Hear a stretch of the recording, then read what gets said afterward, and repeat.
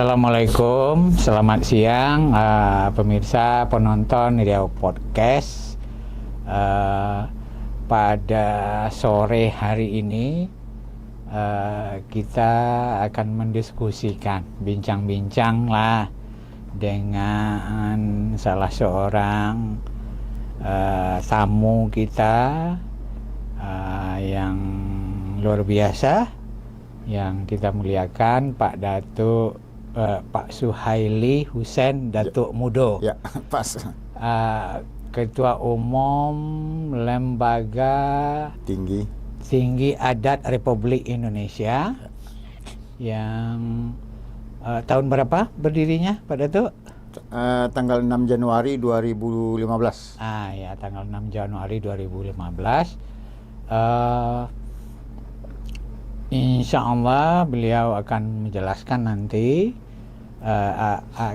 gimana latar belakang berdirinya organisasi ini, dan kemudian apa kira-kira konsep, tujuan, dan isu-isu yang melatar belakanginya. Mungkin untuk pembukaan dari saya, Pak Datuk, mungkin Pak Datuk bisa jelaskan sebentar dulu ilustrasi latar belakang atau mukadimah lah dengan Lembaga Tinggi Adat Republik Indonesia ini selaku Ketua Umum, Pak Datuk. Silakan, Pak Datuk. Baik, terima kasih atas kesempatan yang diberikan kepada saya dalam rangka untuk menguraikan secara mendetail apa itu Lemtari. Lemtari itu namanya singkatan daripada Lembaga Tinggi Masyarakat Adat Republik Indonesia. Jadi menurut pantauan kita sampai saat ini satu-satunya lembaga adat yang ada secara nasional baru Lemtari ini. Ya, yang kedua, Lemtari ini kita dirikan pada tanggal 6 Januari tahun 2015 di Jakarta. Hasil rapat dan komunikasi dengan kawan-kawan, kemudian adakan pertemuan berbagai macam suku yang ada di sana. Jadi Lemtari ini lembaga adat secara nasional, perhimpunan segala macam suku ada di sana. Segala macam agama boleh di sana. Dengan catatan asal dia orang beradat, dia boleh masuk dalam organisasi itu. Singkat cerita, sampai sekarang Lemtari itu telah ada sebanyak 30 provinsi se-Indonesia, 184 kabupaten kota yang telah ada di Indonesia. Motonya Lemtari itu adalah akan memfungsikan, akan mempergunakan kembali aturan hukum adat yang ada di daerah kita masing-masing. Dan akan menjadikan aturan hukum adat itu menjadi tuan di negerinya sendiri. Sebagai jati diri kita bangsa Indonesia ini adalah orang beradat. Jadi di Lemtari itu kita memang agak kurang membicarakan tentang kebudayaan. Kita lebih fokus tentang masalah adat. 98% lah boleh dikatakan kita berbicara bagaimana mengupayakan adat istiadat yang ada di setiap daerah kita itu bisa kita fungsikan, bisa kita berlakukan, bisa kita pergunakan dalam cara dan gaya berkehidupan di lingkungan kita masing-masing. Lalu seterusnya orang bertanya, apa perbedaan antara adat dan budaya? Saya uraikan, adat itu adalah aturan, adat itu adalah hukum. Aturan hukum adat itulah yang mengatur cara dan gaya hidup kita menjadi selamat dari dunia sampai ke akhirat. Makanya saya bilang gitu tuh, dengan adat kita pasti bisa membuat aturan adat di negeri kita. Dengan adat kita pasti bisa melarang budaya luar masuk ke negeri kita. Dengan adat kita pasti bisa memberi sanksi orang yang salah di negeri kita. Dengan adat kita pasti bisa menjaga keamanan negeri kita. Dengan adat kita pasti bisa menjaga moral dan akhlak anak kemenakan dan cucu kita. Dengan adat kita pasti bisa menjaga lingkungan kita. Banyak manfaatnya adat itu. Kalau budaya apa? Budaya itu adalah cuma sebagai kebiasaan kita. Budaya itu adalah tontonan-tontonan kita. Budaya itu tampilan-tampilan kita.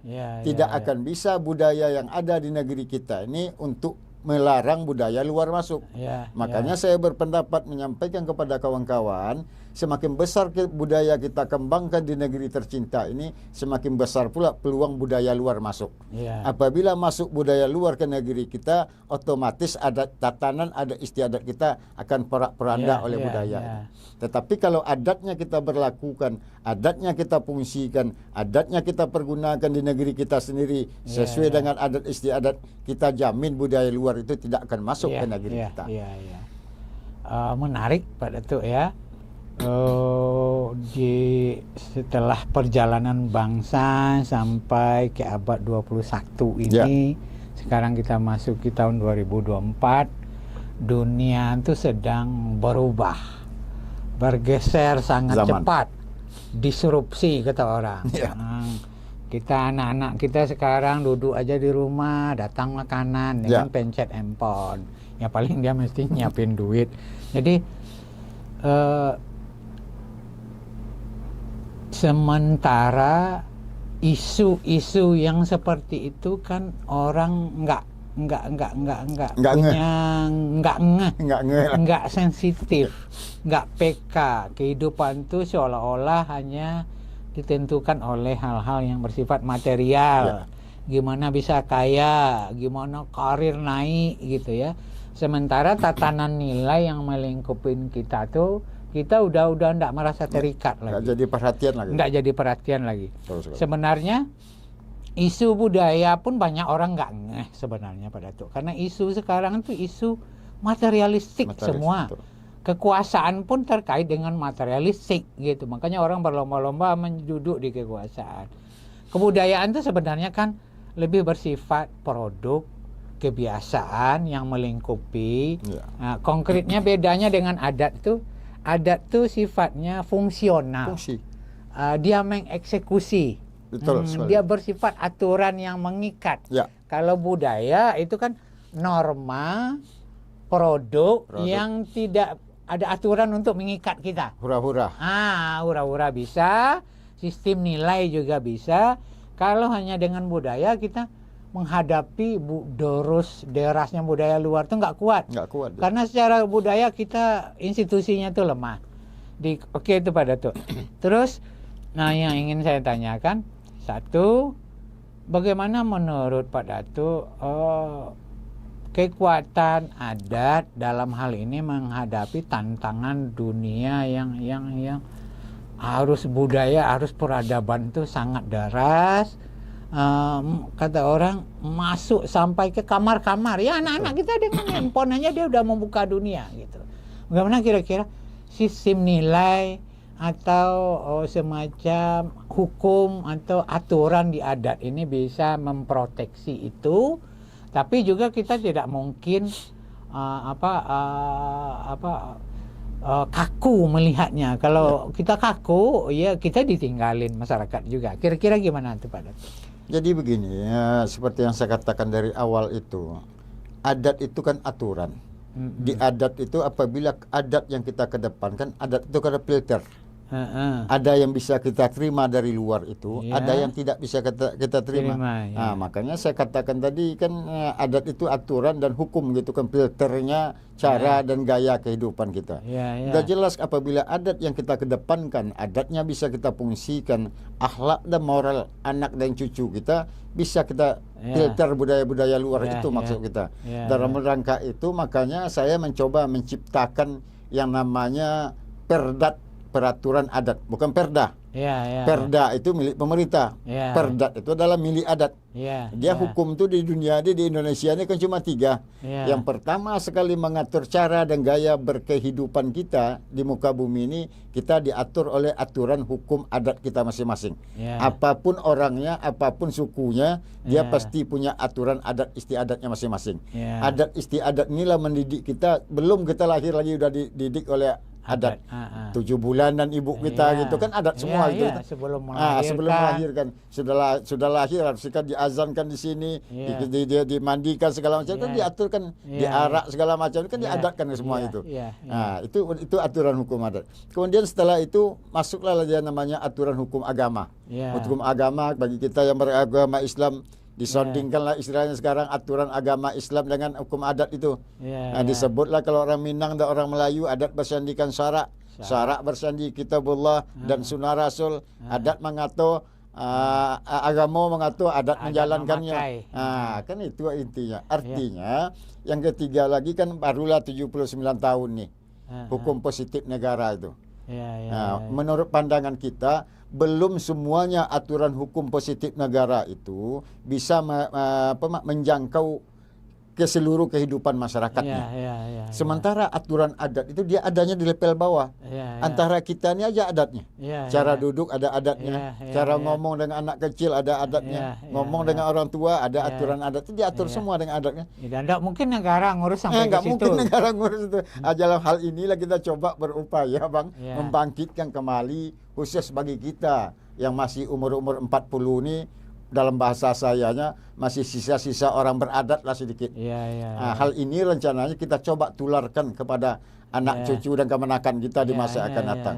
Makanya di Pekanbaru ini kita coba menciptakan rancangan peraturan adat Kota Pekanbaru yang pertama sekali yang mau kita bikin ini sekarang tanggal 24 kemarin DPD Lentari Kota Pekanbaru mengadakan pertemuan rapat kerja. Kita buatkan rancangan peraturan adat Kota Pekanbaru tentang musik dan pesta pernikahan bagi anak kemanakan tidak kita benarkan pada malam hari. Karena setelah kita telah setelah kita pantau musik pesta pernikahan bagi masyarakat dan anak kemenakan kita di Kota Pekanbaru ini lebih besar mudaratnya daripada manfaatnya. Nggak ada manfaatnya tuh. Jam 8 mulai malamnya start sampai jam 10 joget biasa, jam 10 tambah dengan minum bir, sampai jam 11 tambah inek setengah, sampai jam 12 tambah nyabu lagi. Padahal pernikahan itu kan peristiwa yang sakral. Tuhan jadi saksi langsung gitu kan. Tapi kok momen di sekitarnya jadinya maksiat.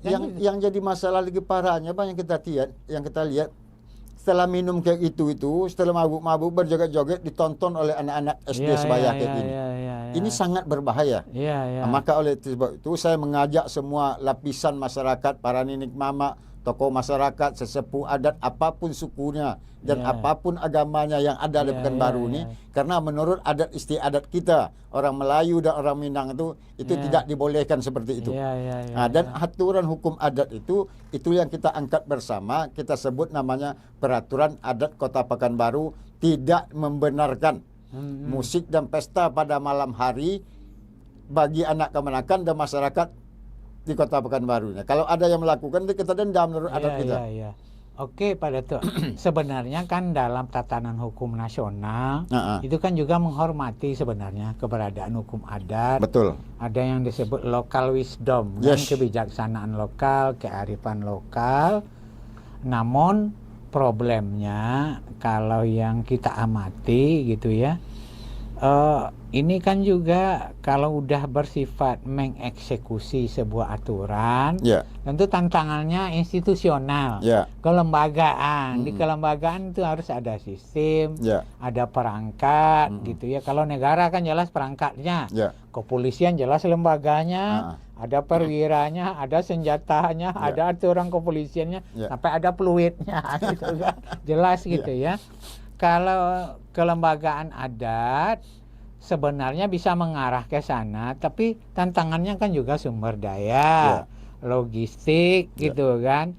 Kira-kira menurut Pak Datuk, jangan-jangan nanti orang berpikir ini enggak utopia, ini mimpi aja nih, gitu. Kira-kira gimana Pak Datuk menjelaskan? Jadi itu yang saya jelaskan tadi, gitu ya. Mohon maaf begitu kan. Negara itu perangkatnya benar yang Mbak katakan. DPR RI itu kerjanya adalah memproduksi undang-undang.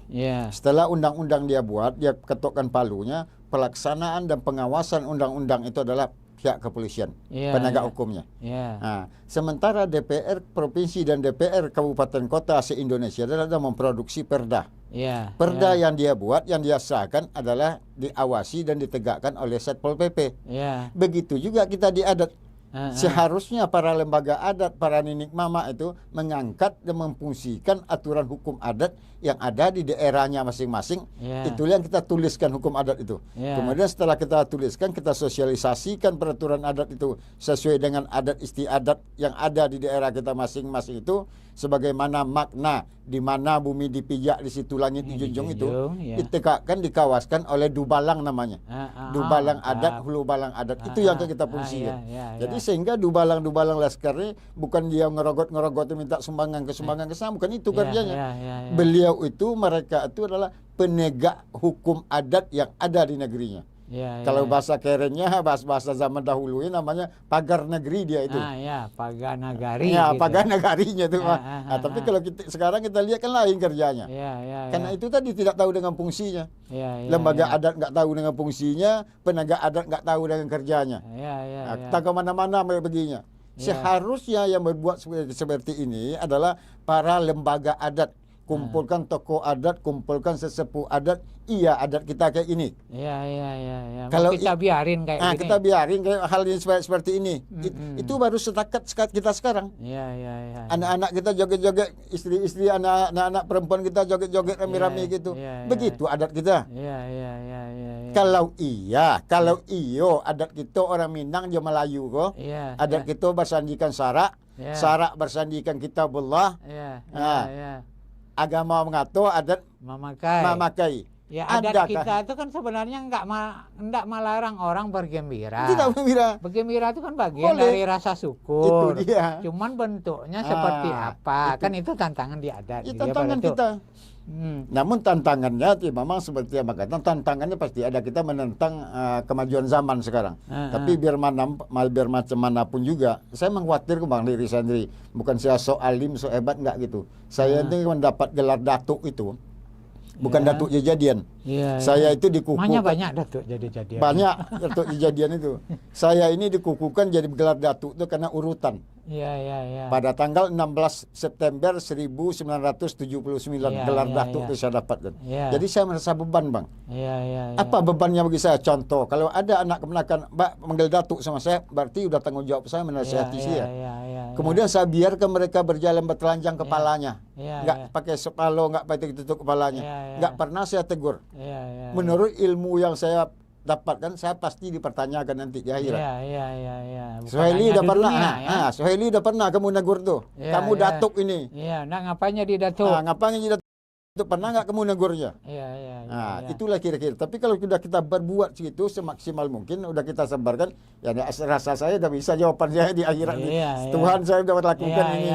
Udah saya buat peraturan adat, mereka tuh nggak mau, ya sudah selesai gitu kan. Bagi Tuhan kan nggak lihat hasil. Yang penting prosesnya udah kita jalani. Udah kita jalankan selaku orang orang tua lah gitu. Yang diamanahi. Yang diamanahkan. Menjalankan amanah. Memang berat tantangan itu. Tapi saya berpendapat walaupun berat, insya Allah dengan kebersamaan, yuk kita sama-sama. Maka saya merangkul kawan-kawan yang masih umur 40, 50, kita ini sisa-sisa orang yang tahu dan paham dengan adat. Bagaimana kita cara menularkannya? Yang pertama kita buat peraturan adat itu secara tertulis. Nanti setelah kita buat secara tertulis, kita kumpulkan semua organisasi yang ada di Pekanbaru ini. Setuju nggak kita sahkan? Sepakat. Nah, setelah kita sepakat menjadikan peraturan adat Pekanbaru, nanti hasilnya ini kita serahkan ke wali kota. Kita bawa ke DPR.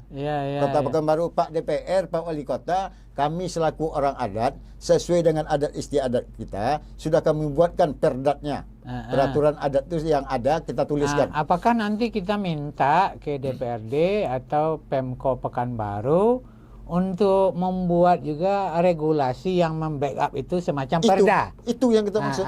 Jadi dalam bahasa kita, menurut pendapat kita, adat istiadat kita yang ada telah kami tuliskan, telah kami sebut namanya peraturan adat Kota Pekanbaru. Dalam bahasa kitanya, kok dapet pinta je pinto, tuan-tuan DPR kali kota buat pula perdanya. Kalau mereka sudah buat perda, kita sudah buat perdat, berarti ada dua aturan hukum yang saling menguatkan. Saling menguatkan. Sementara ada hukum agama udah jelas masuk dia ke dalam perda. Pasti kan. Berarti sudah 3 hukum itu. Kalau hukum sudah 3 berdirinya, itulah yang disebut dalam bahasa adat kita tungku 3 sajarangan tali bapilin 3 itu. Hukum agama, hukum adat, dan hukum pemerintah. Jadi bukan cuma diundang nenek mama nih diajak makan, bukan itu aja. Ulama, penghulu, umara, itu dia. Itu betul-betul fungsional gitu ya. Itu pada tuh. Tantangannya kan tadi satu institusional, Ya. kemudian SDM Ya. gitu ya. Jadi memang kita sepertinya juga mesti hati-hati dengan semangat yang berlebihan kayaknya gitu ya. Karena bikin aturan nih kan kita tidak bisa buru-buru. Harus kayak Pak Datuk mungkin juga pastilah tidak semuanya masuk ke kepala kan. Nah, pasti ngundang orang. Pasti. Kadang kan tetap duduk bersama-sama itu hasilnya jauh lebih cerdas ketimbang sendirian gitu ya.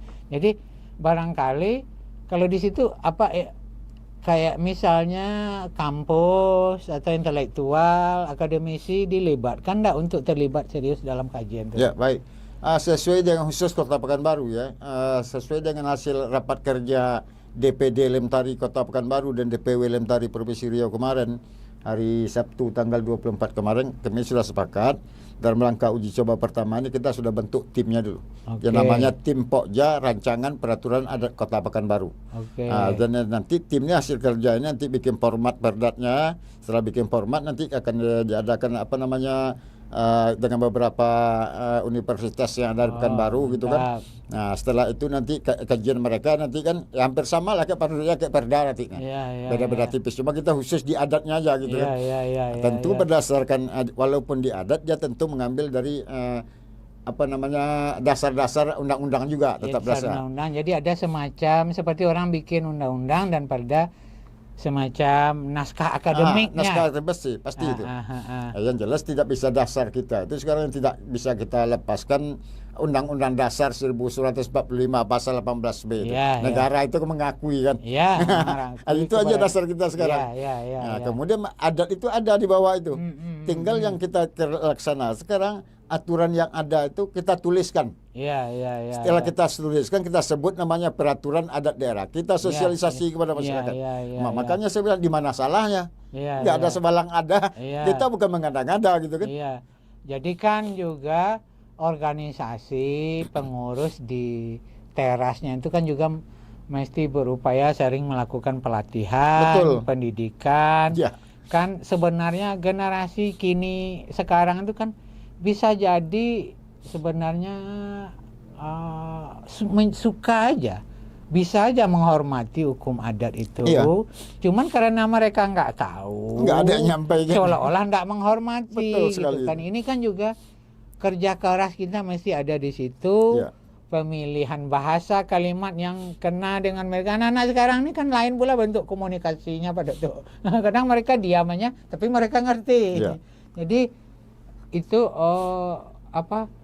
kalau ini jalan, institusi yang kuat, kemudian ada aparat yang mendukung, kemudian support pemerintah itu harus maksimal. Kira-kira gitu ya Pak Datuk ya. Banyak halnya kalau kita berbicara adat, makanya orang tua kita zaman dahulu kalau kita salah sedikit aja, kita disebut orang tidak beradat itu.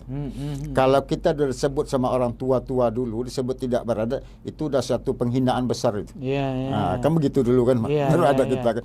Sementara adat, begitulah lengkapnya adat tuh. Mengatur cara kehidupan kita. Makanya saya bilang dari cara duduk ada adat, cara makan ada adat, cara berteman ada adatnya, punya menantu ada adatnya, jadi pimpinan ada adatnya, jadi masyarakat ada adatnya. Diatur adat semua itu. Sekarang itu yang nggak ada, hilang. Nah, inilah kita coba bangkitkan lagi, termasuk sebutan nama-nama segala macam. Setahu saya, ini maaf, Pekanbaru ini dulu itu yang disebut nama sendok-sendok sekarang itu, ini bahasa itu ya, sebutan banyak hilang bang. Anak-anak kita muda sekarang umur 30 tahun ke bawah itu nggak tahu apa itu sudu, nggak tahu bang. Tapi di Riau ini semua provinsi Riau ini dulu orang tahu sudu sampai ke Malaysia tuh. Sekarang anak-anak nggak tahu. Termasuk tempat makan. Tempat makan itu bahasa daerah kita adalah pinggan namanya. Sekarang orang tahu piring saja semua. Termasuk juga tempat tidur. Dulu nggak tahu orang dengan kasur, tahunya tilam dulu. Tilam, dipan. Lipan. Itu tahunya. Termasuk kecil itu masih sering kita dengar. Itu maka saya bilang tadi, bagi kita yang bagi umur 40 ke atas, alhamdulillah ada sisanya lagi. Termasuklah salah satu yang tidak kalah pentingnya masalah panggilan. Panggilan itu sekarang di Indonesia ini, bukan kita di Riau ini aja, dan bukan di Sumbar aja. Panggilan itu tinggal 2 lagi, Bang. Yang laki-laki dipanggil Om, yang perempuan dipanggil Tante. Padahal setiap suku yang ada di Indonesia ini ada panggilannya. Ada panggilan. Ada Ma Ete, Ma Adang, Ma Anga, segala macamnya. Kalau produksi ada Ete, One, sekarang Anga, Ma Uwo, macam-macam gitu ya. Itu kan lebih asik sebenarnya. Sekarang ini orang tahu siapa ya. Pokoknya laki-laki panggil Om, adik ayah panggil Om, kakak emak panggil Om, semua Om. Yang perempuan panggil Tante. Itu tugas berat kita menularkan. Lalu yang ketiganya lagi, menular dalam pikiran saya. Di rumah kita kalau orang Jawa, Minang, Batak segala macamnya, saya mengingatkan di rumah kita pakailah bahasa kita. Jangan terlalu keren-keren dengan bahasa orang. Kalau kita mati nanti anak di rumah kita bahasa Indonesia seperti udah orang Solo, orang Minang. Di rumah bahasa Indonesia terus. Ntar udah mati anaknya bahasa Indonesia. Mati anaknya tinggal cucunya. Cucu nggak tahu dengan bahasa Minang nanti. Punah bahasa ibunya. Bisa. Habis bahasa kita semuanya. Biar macam manapun harus ditularkan bahasa itu. Jadi tahu jati diri kita. Itu jangan dibangga-banggakan kita pakai bahasa Inggris. Saya termasuk agak kesal juga di Pekanbaru banyak bikin merek kampung Inggris kayak gitu. Mau ngapain kita dengan Inggris bilang gitu? Kehilangan jati diri kita jadinya. Iya, bahasa Inggris dikuasai mesti. Iya. Bahasa sebanyak apapun kalau bisa bagus. Tapi kita kan tetap hidup dengan latar belakang ibu kita, budaya kita. Yang paling kita tuh hidup tetap dengan paling mewakili pikiran kita tuh bahasa ibu kan. Sehebat apapun kita bahasa Inggris itu tetap belum tentu mewakili kita gitu ya. Jadi mungkin betul tuh Dato. Sampai ke situ-situ pikiran saya tuh, Bang. Bahkan saya berkeinginan, mudah-mudahan Tuhan mengizinkan, didukung oleh semua pihak, nanti saya menginginkan ke depan mencetuskan ke depan ini nanti khusus Kota Pekanbaru dan dimanapun aja harus ada mata pelajaran adat istiadat bagi SD, SMP dan SMA. Pendidikan adat itu kita masukkan. Pendidikan adat itu adalah tata krama, akhlak, sopan santun. Itu yang kehilangan kita sekarang. Nah, saya berkeinginan mudah-mudahan pemerintah Kota Pekanbaru nanti saya akan coba komunikasikan dengan wali kotanya nanti dengan DPR-nya, tolong bantu kita anggarannya sedikit. Ini demi kemaslahatan umat kita. Makanya saya sering mengatakan kalau kita ingin melihat anak dan cucu kita serta negeri ini selamat dari ancaman budaya-budaya luar ke depannya, wajib kita berlakukan, kita fungsikan dan kita pergunakan kembali aturan hukum adat yang ada di daerah kita, terutama di rumah kita sendiri, di tetangga kita dan lingkungan kita. Jadi memang cara berpikir, mindset kita itu kan harus diingatkan ulang. Tampil seperti orang barat tuh belum tentu hebat loh gitu. Tetap aja orang Jepang semaju apapun ya dia tetap orang Jepang. Orang Korea sehebat apapun sekarang dia tetap orang Korea. Kita kan itu kekeliruannya. Kita hebat sebagai orang Pekanbaru tapi tidak nampak lagi Melayunya. Jadi itu yang saya sebut Bang, kehilangan jati diri gitu. Jadi Iya. celakanya orang kita Indonesia ini, celakanya itu bangga dengan punya orang, malu dengan punya kita. Jadi kalau katanya kalau kita memakai adat istiadat itu kuno menurut dia. Padahal orang barat itu nyarinya adat istiadat kita yang dicarinya. Dia ribuan ahli tentang kita. Tapi itu bukan Indonesia, enggak secara umum tuh pada tuh. Saya kan tinggal 5 tahun di Jogja. Saya milih di Jogja itu tinggal karena itu. Orang Jogja tuh karakteristiknya, makanya tagline-nya tuh pesona Jogja. Mau manusianya, perilaku. Orang Jogja agak beda dengan orang Minang. Orang Jogja dia cenderung enggak suka banyak bicara. Cenderung mengendalikan diri. Kan kita sering tuh lihat kalau orang Jawa itu cenderung ojo rumongso, ojo dume. Jadi Jawa, Bali saya lihat di adatnya tuh belum tergerus habis pada tuh. Dan itu pengajarannya, pembiasaannya ke generasi kini. Produk keseniannya tuh masih jalan, dia punya wayang. Dan orang tua terutama di kampung-kampung di Jawa tuh anaknya sebelum tidur tuh masih cerita wayang. Seperti kita dulu lah gitu.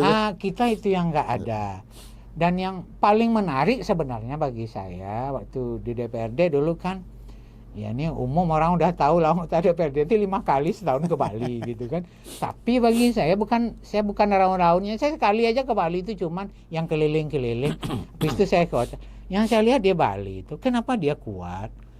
Budayanya tuh jalan terus, bertahan gitu ya. Jadi dia bisa menjadi universal. Jadi orang Bali tetap dengan cara Balinya, tapi tidak bentrok dengan turisme gitu ya. Ke Bali itu kita kan tetap dimanapun depan hotel, depan toko, sesajen itu tetap ada. Tetap ada. Kemudian kalau Pak Datuk ke Bali, kan masuk ke bandara itu belum sampai di bandara, mau turun aja pesawat itu udah main musik Bali. Sampai di dalam tuh ornamennya semua Bali. Dan itu jalan Pak Datuk. Dan bangunan di Bali itu tidak boleh lebih dari 3 tingkat. Investor sehebat apapun di dunia bangun dia di Bali tetap cuma 3 tingkat. Jadi Bali itu walaupun beda agama dengan kita, tapi cara mempertahankan, merawat budaya adat tuh memang mereka serius gitu. Dan kepemimpinannya tuh jelas Pak Datuk. Di situ yang pemerintahan jelas, yang adat jelas. Pecalang itu kan jalan ya. Kalau kita kan namanya sini Dubalang. Dia pecalang itu jalan. Jadi adatnya itu terjaga terus, pemerintahan jalan terus pula. Jadi di Bali itu udah cenderung agak mirip mungkin dengan di luar negeri. Siapapun gubernurnya tidak ada masalah karena sistem itu udah jalan. Mungkin kita di Pekanbaru orang Melayu tidak apa-apalah bermimpi juga kalau bisa ke arah sana kita lagi. Kira-kira gimana menurut Pak Datuk? Enggak, pertanyaan saya kalau begitu memang pas yang mengatakan tadi itu betul. Itu kalau setahu saya di Bali itu kalau dia mau nyepi, ya mati lampu semua. Hari ini kami mau nyepi, ya. Listrik lampu mati. Ya, dunia tunduk. Siapapun yang datang lampu mati. Hari ini kami mau nyepi, pesawat jangan turun. Iya. Pertanyaannya, apakah cuman Bali yang punya adat? Apa Balinya adat? Padahal kita bisa jadi setara kuat adat kita kan walaupun beda gitu. Riau nggak punya adat, Sumbar nggak punya adat, Jambi nggak punya adat, Jawa Barat nggak punya adat. Semua kita, makanya saya sebut tuh dimanapun negerinya yang ada di Indonesia ini pasti ada aturan adatnya. Aturan adatnya itulah yang akan kita fungsikan, kita berlakukan dan kita pergunakan kembali dalam cara dan gaya kehidupan kita. Itu yang sudah berapa betul yang mengatakan. Jadi mungkin memang sistem nilai adat itu dengan segala turunan aturannya itu sampai ke bawah. Satu mungkin orang enggak tahu lagi. Yang kedua kan memang tantangannya Pak Datuk diartikulasinya tuh gitu. Kadang-kadang dari sisi bentuk komunikasi, pembahasaan. Kadang-kadang kan di Padang juga ada bikin buku tentang adat. Anak-anak SD sekarang cara berpikirnya lain, tidak menarik buku itu sama dia. Jadi kan kadang nulis buku tentang adat, mesti juga orang yang penulis tuh ngerti dunia anak. Kapan perlu dia memang penulis cerita anak. Jangan Pak Datuk yang serius pula yang nulis. Dia mesti kadang pakai gambar. Jadi memang saya menduga, ini persepsi saya, memang semua stakeholder, semua orang yang punya kepedulian, punya keahlian multidisiplin harus terlibat dengan ini. Kira-kira gitu. Jadi kira-kira gini Bang, ini kan langkah awal kita, dikatakan langkah awal, saya udah masuk 9 tahun nih berjuang itu kan. Bahasa kitanya apa lah istilahnya namanya, udah jauh hanyutnya. Udah jauh hanyut barang tuh. Jadi dari bahasa awak kita jago, hei bangunlah. Kita ini orang Indonesia. Kita ini orang punya adat. Kita ini orang Timur. Orang Melayu, orang Minang. Kita ini punya adat. Jangan diikutkan aja yang gaya orang itu. Kalau adat kita yang seperti dikatakan adat bersandar sarak gitu, bangun kita. Ini salah, kita tegakkan aturan adatnya. Kelamaan nyui. Kelamaan nyui. Kalau enggak ya kita tunjuk tangan aja lah.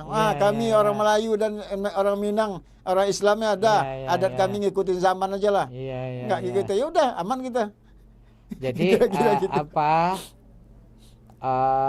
Pak Datuk, ya terima kasih telah berbagi dengan Riau Podcast hari ini, dan ini bisa juga nih Pak Datuk berseri-seri nih diskusi pasti. Kita ini. Dan tolong dukung juga. Saya kan kebetulan orang sejarah gitu ya. Walaupun semua hal saya suka baca dari dulu. Belakangan saya dari Pekanbaru ini saya coba buka sejarah Melayu gitu ya. Melayu ini salah satu peradaban besar di dunia. Bali itu cuman Bali aja sebenarnya. Jadi mungkin ke depan kita akan masuk ke situ, Pak Dato. Pasti Bang, pasti nyampe. Saya maunya istilahnya pakai episode. Ada kelanjutan kalau perlu nanti per minggu sekali seminggu kita bikin yang kayak gini sehingga bisa keluar ya. Dalam rangka mengebrak menyampaikan kepada seluruh lapisan masyarakat khusus Kota Pekanbaru nih. Kebudayaan Melayu ini sampai ke Thailand, Vietnam, Kamboja, Sulawesi, Kalimantan sampai ke Cape Town, Afrika. Nanti kita lanjutkan. Alhamdulillah kalau tidak ada halangan nanti kita ada diundang untuk jadi narasumber Lemtari Indonesia untuk hadir berangkat dari Pekanbaru nanti tanggal 26 April sampai 1 Mei kita berada di Patani, Thailand dalam rangka seminar adat dan budaya Melayu se-ASEAN. Sekaligus kita pelantikan dan pengukuhan perwakilan Lemtari di Thailand dan Malaysia. Oh, mantap. Orang Petani itu bahasanya bahasa kita. Masih Melayu dia. Oh, masih bisa nyambung. Bisa nyambung. Ya. Oke, Pak Dato, untuk kita anggaplah pertemuan kali ini mukadimah ya. Iya, betul sekali, pas. Mukadimah, prolog. Mukadimah itu sebenarnya tidak sederhana gitu. Bisa melebar. Ibnu Khaldun itu judul bukunya Mukadimah itu bisa setebal ini gitu ya. Nanti kita lanjutkan ya, yang mungkin kita perlu membangun kebanggaan kita sebagai bangsa Melayu. Kebersamaan itu yang penting. Kebersamaan. Orang harus bisa mulai. Kebersamaan itu tidak akan muncul kalau tidak ada kebanggaan terhadap dirinya. Kita bangun kebanggaan Melayu, terus kepada kebersamaan, insya Allah. Untuk seri berikutnya kita lanjutkan itu ya Pak Dato. Baik, terima kasih. Terima kasih banyak. Sama-sama. Bahagia sekali kita hari ini. Mudah-mudahan pemirsa, penonton Riau Podcast juga menikmati Pak Datuk berbagi pengetahuan dengan kita pada momen kali ini. Mudah-mudahan kita makin tercerahkan ke depan. Insya Allah. Sekali lagi terima kasih Pak Datuk. Terima kasih. Assalamualaikum warahmatullahi wabarakatuh. Waalaikumsalam warahmatullahi wabarakatuh.